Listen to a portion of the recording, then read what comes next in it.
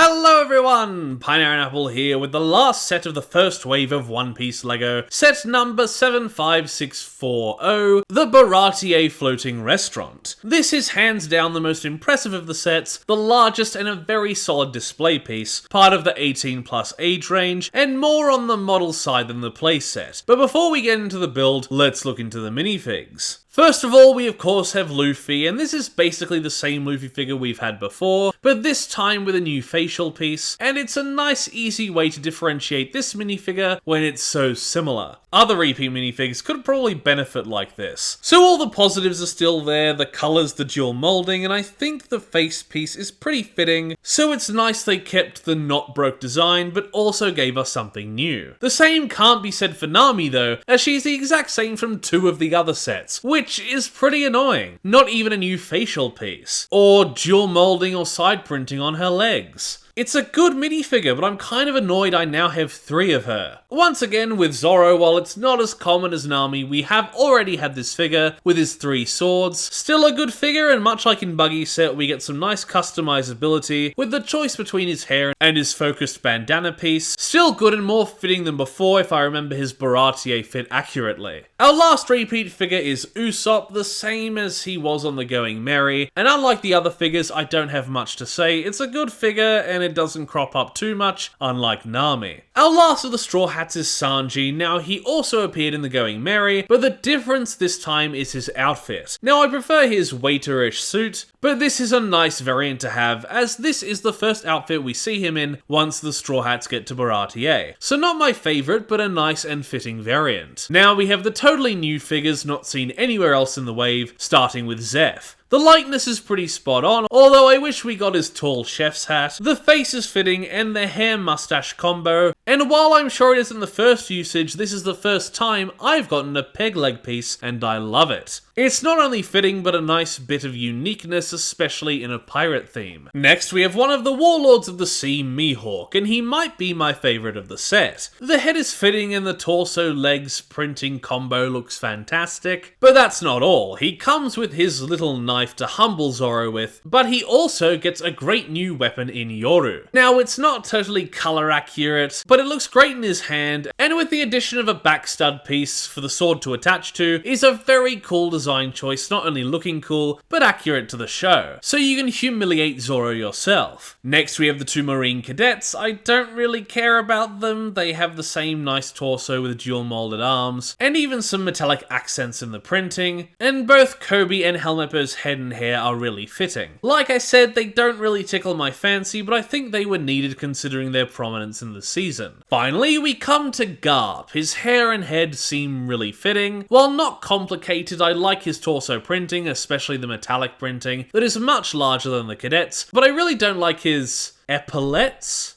They really don't fit with the character. It probably would have been more fitting without them, or giving him some sort of cape piece to emulate his extra layers in the show, but I guess it is a nice attempt to show off his marine allegiance, even if I don't think it works perfectly. Now into the set. First of all, we have a neat little side build in Mihawk's boat, and I don't really like the holes in it that are there to keep the boat's coffin-like shape, but other than that, the design is pretty neat and nice to have. Looking at the front of the ship, we have a pretty well-designed entryway. The only bit that isn't perfectly solid is these 1x2 plates on the lanterns. There's another neat side door to the kitchen and a fake one to enter the bar, which looks accurate but is kind of odd. On the upper levels of this side, I think the sign might be a little too inward. I think the name should be displayed better, but it all looks good either way. And the design at the top of the boat, while feeling a little too thin, does look really good. Lastly, from the front is the deck. It's detachable to use as a play or display piece, and while it is nicely detailed, there is also a cool play function to pit Zoro against Mihawk. Although not amazingly complex, it is very fun to play around with. Now for the interior, starting with the main dining room. The center is pretty accurate, and the centerpiece has been repurposed as a table, if the chairs are anything to go by, which works really well. The stairs and balcony look great, and I love the adjustable seating, but if you turn it too far, you see the gaps underneath, so I don't think it was all the way thought through to be in any position like the rotation allows. Next is the kitchen, and it's probably my favorite room. The kitchen-like pieces such as the seafood and cutlery all fit really well, and both the floor and the bench tops bring the room together perfectly. perfectly. It's a little hard to open the door from the inside, but it does look nice being there, so if you make a Gin figure, you can recreate the main usage of that side door, which is when he enters. Next is the bar, and while the outer side is easy to access, the whole fish head design looks really cool. The bar itself feels really inaccessible. I can't really see anything in there easily, and it's even harder to accurately or delicately reach my hand in there to manipulate anything or even take a look. Next is what seems to be Zeph's office. I love the furniture in the Den Den Mushi, is always great to see, but for the life of me I can't figure out what this glittery pink piece is for. Seriously, what the hell is that? It looks nice, but I'm confused as all hell. Lastly is the treasure room up above. I like the design of the room, the flooring looks nice, and a lot of the little pieces fit really well. I think this is the first time I've gotten the rock and crystal piece, and while it's clearly inferior to the original crystal piece that was focused on in Power Minus, I do like it a lot, but don't have much more to say on the room other than it looks cool. So overall, not only was this a really fun build, the minifigures, although many repeated, are quite good. Most of the intricate detail is really well thought out, even if the mystery of that pink thing still eludes me. Sure, there are bits that are a little too inaccessible, and unlike most of the other sets, this tickles my fancy as a real big display piece, although the Going Merry does also give me a bit of this feeling. So while it's a very pricey piece, if this is what you're into, I can easily recommend this set. The Merry is still probably the best for the price, more affordable, and you do get all the straw hats, but if you can, I'd say pick this one up. Thank you everybody for watching my review of the Baratie Lego set. Please like the video if you liked it, comment down below if you wish, consider subscribing to the channel, and if you do, ring the notification bell so that you're told every single time that I make an upload. Once again, thank you for watching, and I will see you